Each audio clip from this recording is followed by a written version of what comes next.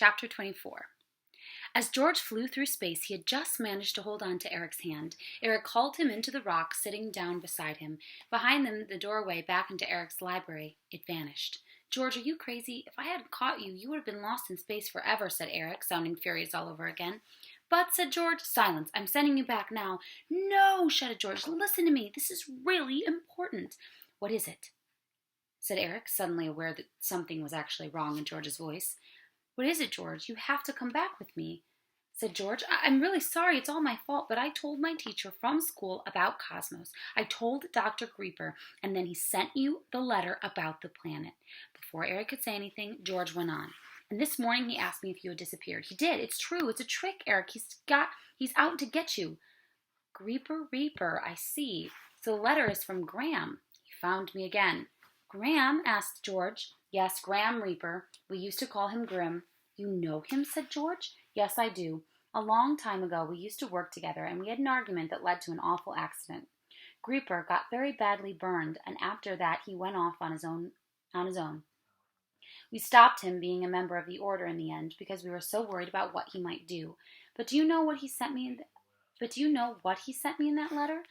"Yes," remembering how Eric had left without saying goodbye. "Just another planet." "Just another planet? George, you must be joking. The planet Graham told me about is one where humans could live. I've been looking for a place like this for years. And there it is," pointing towards two little dots in front of him, one big and bright and the other smaller and less bright. "It's right there. The big bright dot is a star and the smaller dot is a planet. We're heading for it. It doesn't actually shine on its own. It just reflects the light of the star, like the moon reflects the light of the sun." "But Grieper's horrible," said George, who really couldn't understand why Eric and Cosmos always had to be in lecture mode in times of danger. "He would have never given you the coordinates of that planet. There must be a trick." "Oh, come on, George," said Eric. "You know that I can get Cosmos open up the portal to take me home. If I want, we're quite safe. It's true your teacher and I had our differences, but I expect he's decided to put it past him and join in the efforts we're making to explore and understand the universe. And I have installed new antennas on our helmets. We can now communicate with Cosmos, even if they get damaged." "Why don't you go ask Cosmos just to send you there directly?" "Let's go do that. Let's just go back to the library." "Ah," said Eric, "we can't do that. Cosmos doesn't know what lies ahead of us, and that's my job, to go where computers cannot. I've been somewhere new. Then we can use Cosmos again to go there, just like you did to find me. But first trip, I always have to do it by myself." "Are you sure it's safe?" asked George. "Positive," said Eric confidently. George and Eric fell silent for a few moments, and George started to feel a little bit better. He managed to stop thinking about Grieper and to look around him to see where he was.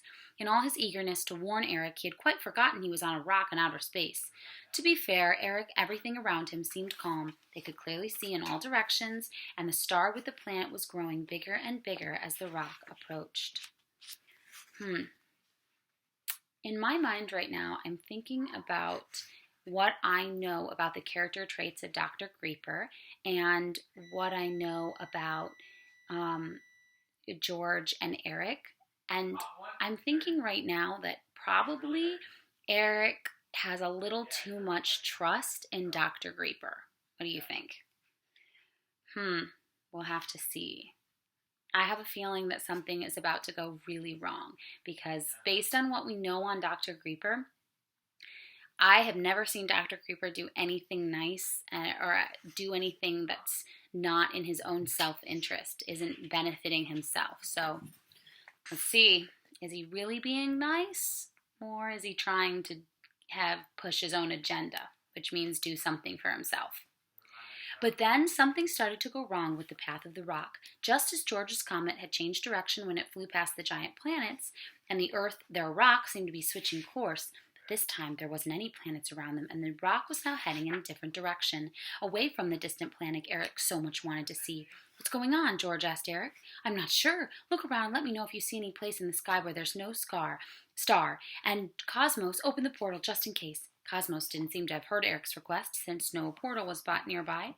George and Eric looked in all directions where the rock was heading. Everywhere, all around them, were stars, except for an area on their right where was a small patch of sky containing no stars, which was becoming larger and larger all the time. "Over there," George asked Eric, pointing to the growing dark patch. The stars around it were moving in a very strange way, as if space itself were being distorted by it. "Oh no," said Eric. "Cosmos, open the portal! Now, now, now, now, now!" But no portal appeared. "What is it?" said George, who was becoming very scared. The dark area now was more than half the space they were looking in, and all the stars they could see were moving around it erratically, even though they were far behind it. Do you know what it is? Let's see. A big black circle where there are no stars. What could that be? "Cosmos!" shouted Eric. "Trying," Cosmos replied. George's mind was starting to spin in front of them. The dark area was becoming enormous, and all the space around George and Eric was warped, and some dark patches started to appear on their left and right. George no longer could tell which way was up or down or left or right. All he knew was that a dark patch was getting bigger and bigger from all sides as if it wanted to eat them up. "Cosmos, hurry!" A faint doorway appeared in front of them, and Eric grabbed George by the belt of his spacesuit and threw him into it. As he flew, George saw Eric trying to reach it too. He was shouting something, but his voice was distorted, and it was hard to make sense of it. Just before landing on Eric's library floor, just before the portal door shut and the view of outer space disappeared, George saw a dark patch take Eric entirely. It was only then that he understood what Eric had been saying. "Find my new book," Eric had shouted. "Find my book on black holes." Eric is missing. Oh no. And just so you can see, we've got a picture of George flying into the doorway.